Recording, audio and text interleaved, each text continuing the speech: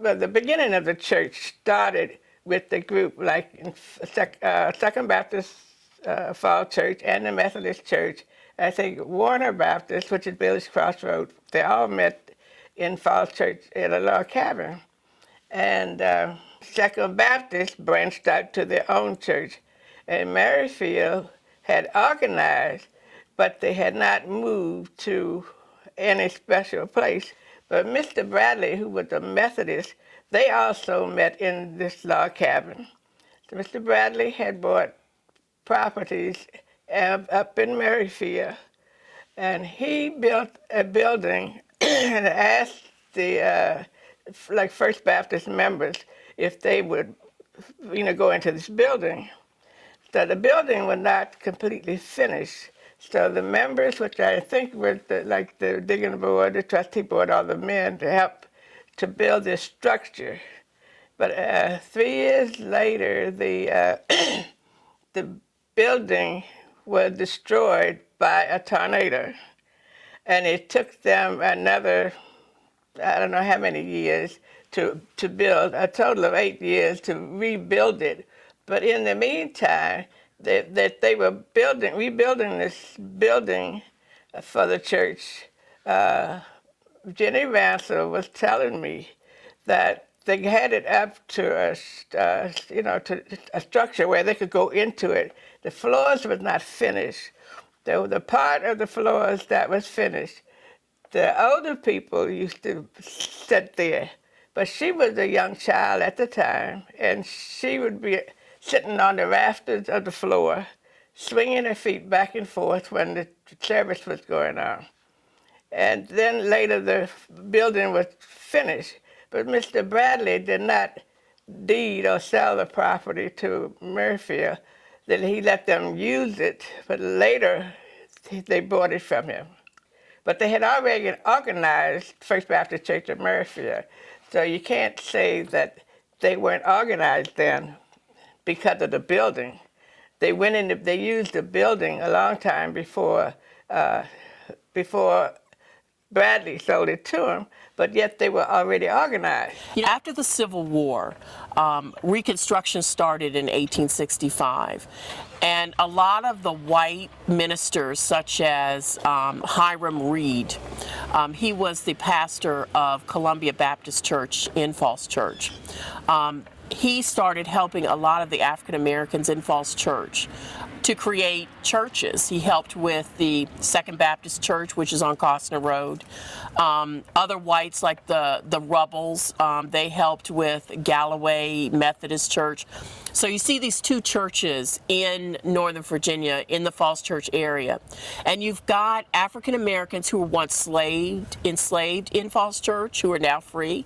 But you also have other freedmen like James Lee of James Lee Community Center, who was born in 1840, and he was born free. He and his brother come down to Falls Church.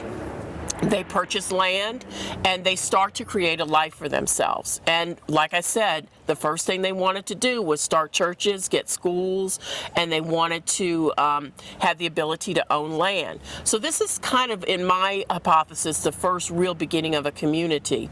It's been told to me that a lot of the people that eventually started Maryfield, the church, were within that community, and they would come and they would worship with those African Americans during Reconstruction that were part of the Second Baptist, Galloway, and also the church in Bailey's Crossroads.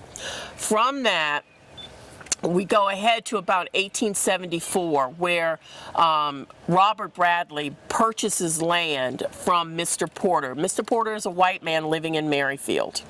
And Porter Road is still there. It's on the back side of the church, and on the front side of the church is Ransell Road. So Mr. Porter sells property to Robert Bradley in 1874. It's been told to me that Robert Bradley, who was a good Methodist, knew the people in Maryfield, because now we've got people coming from Falls Church who are now coming into the Maryfield area buying land like Robert Bradley did, and they're creating community. And it's from the creation of this community that Robert Bradley lets them use one of his buildings as a church. So it's from the early beginnings of this usage of a building, which subsequently was destroyed through a storm, and then these people rebuilt the structure, which then became the original First Baptist Church of Maryfield. So I see that Robert Bradley bought his land in 1874, then allowed the newly freed African Americans that are now moving into Maryfield, because you don't see any people of African American descent really owning land in 1870 census. So, but between 1870 and 1880, that's when you see the African Americans really buying land in Maryfield and starting community. My grandmother and my great-grandmother was Miss Jenny Ransell, who grew up in this area. My grandparents were very prominent in the church as well. My grandmother was Edith Terry and my grandfather was Everett Terry. They lived, as a matter of fact, I'm gonna walk this way, a walking distance from the church, right here, where this gas station is, as a matter of fact. I would play as a little girl in their yard. It was so fantastic, and the old church was here, so it was really a close distance that we really had to come. The church is here, but the old church was basically, you can see where this truck is, stood here, and we could just like walk from my grandparents' house to the church. And when I say it was a community event, my grandmother lived here.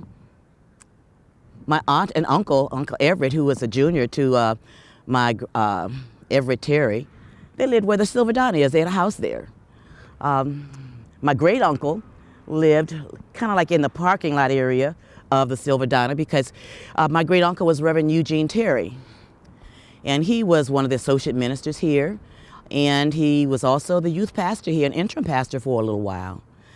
And I just wanted to explain some of the family concepts, because we see a lot of structures here today. And my mom used to call this, right out here, Gallows Road, Slab Town, because they used to have slabs that would cover the road because it was so muddy.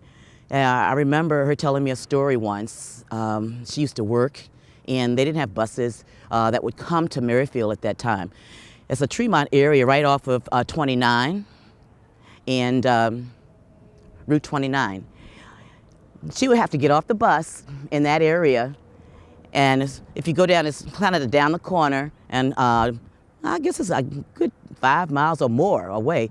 She would have to get off the bus at Tremont and run, she said, down the middle of the street to get home here by First Baptist. My name is Deacon Aaron Terry, and I've been a member here for 65 years plus. I've been on the deacon board for about 40-some years plus, and before I got to those positions, had worked my way up in the church, Sunday school, sang in various groups in the church, even been on, I was assistant financial secretary in the church, been a trustee in the church before that time, and even Sunday school teacher at one point in time. It was close. It was close-knit, just like family. Everybody knew everybody.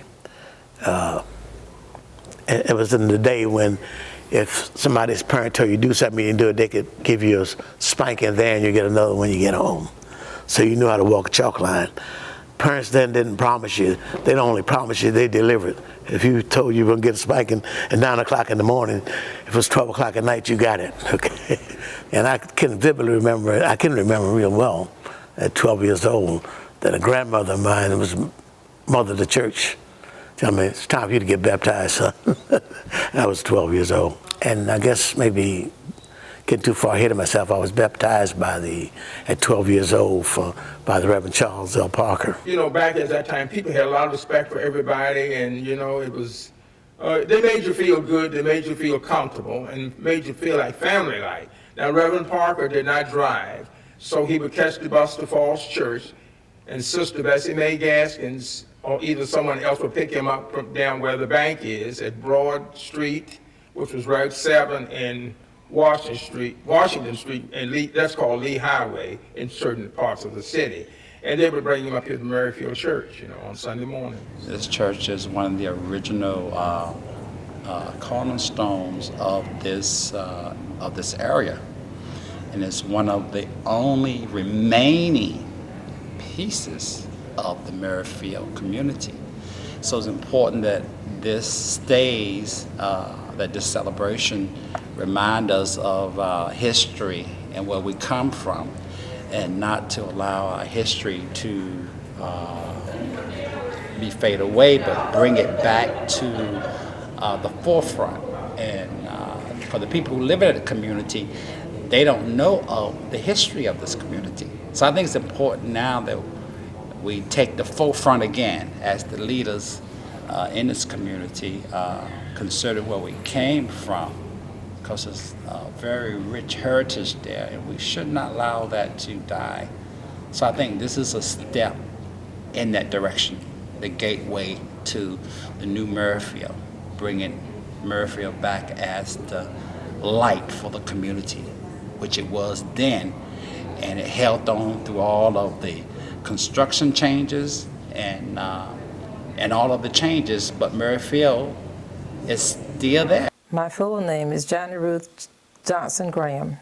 I was the first leader of First Baptist Church of Merrifield for 14 years, from 1983 until 1997. Your husband's name was? Linwood Graham Sr.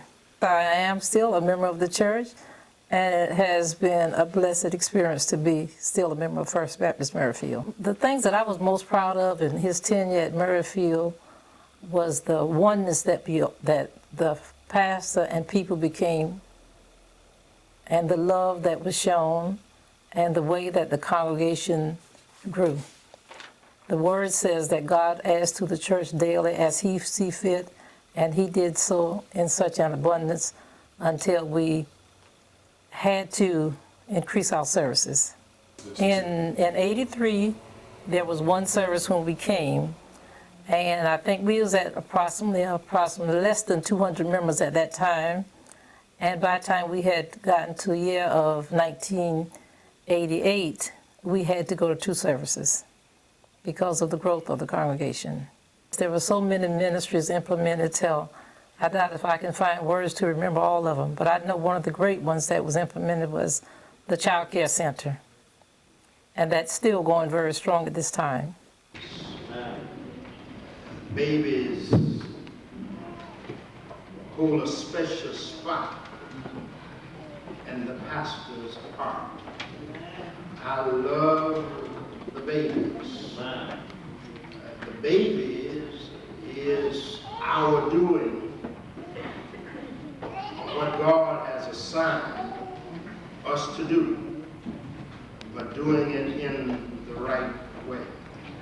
Yeah, we saw the need to start the Child Care Center because we had so many young people in the church at that time, and everyone was looking for places to leave their children in a Christian atmosphere, and the thought was that I'll go to God about this and let him direct me.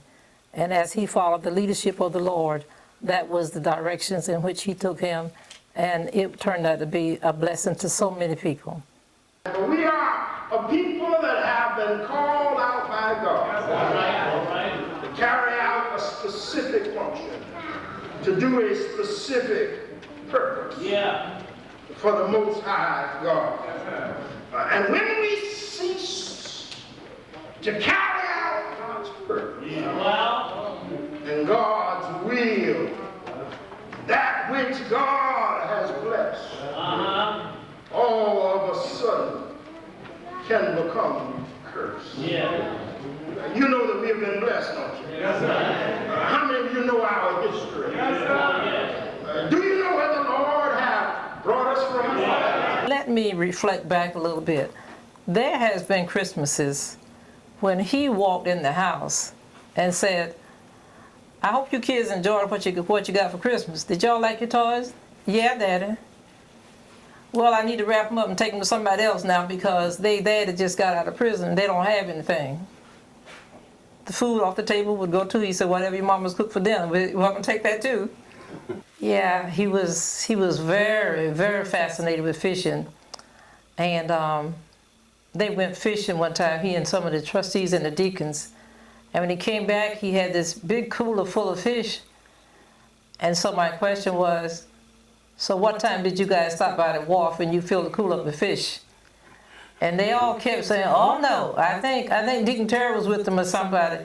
And Mr. Boyd, oh no, he caught the fish. I said, y'all don't have to lie for your past. He didn't catch all those fish, but he came back with a whole lot of fish. And after then, I didn't want to see them no fish because we had to clean them. And we would come home sometime and just sit down and talk and about the goodness and the grace of the people, how they were so loving and sharing and caring. And this being at Merrifield has been a blessed experience. I think that God has kept the church here. And God has kept the church here for a purpose. There have been some who've come by this way and wanted to sell the church. Some who wanted to move the church other places. Some who wanted to do other things here. But God has a purpose here. We're in the center of Fairfax. And in the center of Fairfax, everything is growing around us. And it's time for the church to grow.